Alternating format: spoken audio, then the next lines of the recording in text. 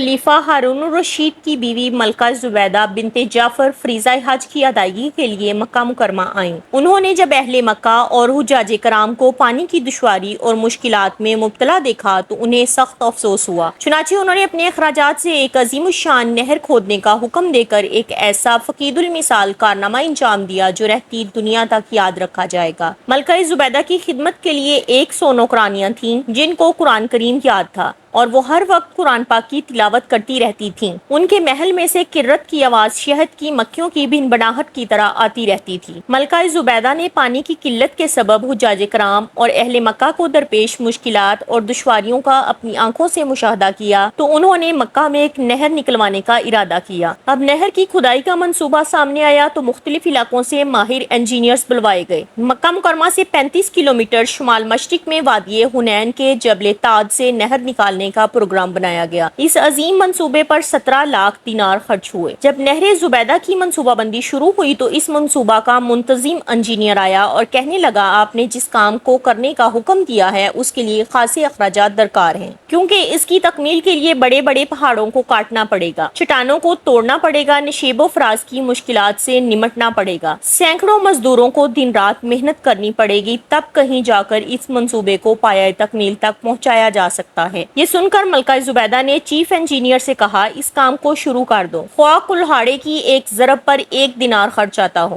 اس طرح جب نہر کا منصوبہ تکمیل کو پہنچا تو منتظمین اور نگران حضرات نے اخراجات کی تفصیلات ملکہ کی خدمت میں پیش کی۔ اس وقت ملکہ دریائے دجلہ کے کنارے واقع اپنے محل میں تھیں۔ ملکہ نے وہ تمام کاغذات لیے اور انہیں کھول کر دیکھے بغیر دریا بڈ کر دیا اور کہنے لگیں یا الہی میں نے دنیا میں کوئی حساب کتاب نہیں رکھا، تو بھی مجھ سے قیامت کے دن کوئی حساب نہ لینا۔